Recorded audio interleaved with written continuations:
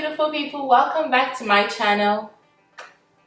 Today we're going to talk about performance, striving, and yeah.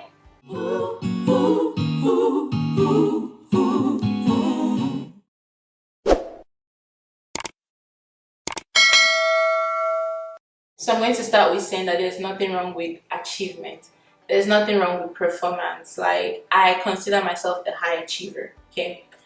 There's nothing wrong with performing or, working hard or being ambitious. Yes, there's nothing wrong with ambition. However, the problem comes where you begin to attach so tightly to performance and striving and achieving things that you feel like you're only as valuable as how high you perform or how high you achieve. That's when it becomes dangerous, because this is your value over here. Nothing can touch that. Immeasurable, worthy, cherished, treasured, all of that. And this is performance over here. This is achievement over here. The danger comes when we try to marry those two and feel like our value, like we get more valuable the higher we achieve or the more we perform and strive. Yeah, that's when it becomes dangerous, because your value and your worth as a person has nothing to do with your performance and striving. However, we live in a broken world. We don't have perfect upbringings, and in growing up we learn subliminally that striving and performance is the reason why we deserve love.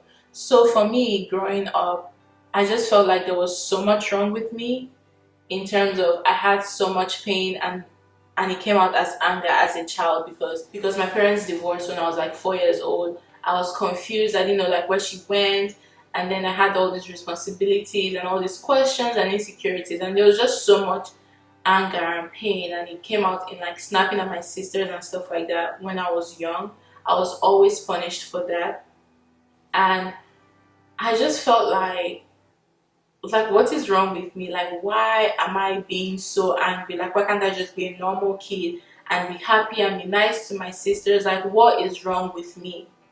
I was always getting punishment, punishment, punishment, punishment. So that was my default.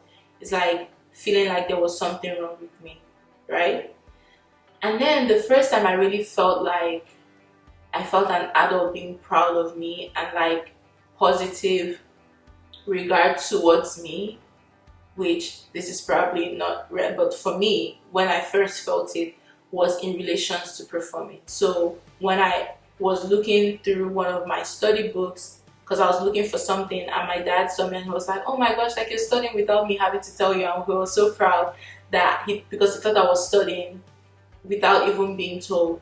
And then another time in school where he came to pick me up, and I think the class was running late, and my teacher told him how well I was performing in class, and he like sat on the bench and he told me that he was so proud of me, and he felt like he owned the school. Well, he sat on the bench like he owned the school, and that's such a sweet moment, and I always cherish that. And I just love that he was able to show me that he was proud of me in that way, because that encouraged me in my future achievements in life.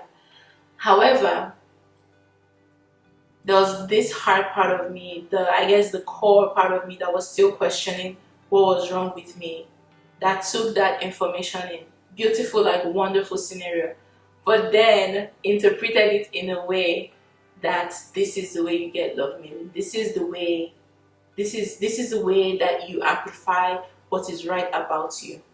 In this world where you feel like there's so much wrong with you, like this is what is right, this is your path, this is the path that you earn love, and this is the path that you get the path on your back. This is the path that you need to take and keep leaning in to draw your value from. See, that's where it becomes dangerous. That's where it becomes poisonous. Is where something good now becomes like your life support. Yeah, like it's nice to achieve. It's a luxury, it's cool and it's great and it's fun to achieve. Where it becomes dangerous, where it turns from being fun to becoming your life support.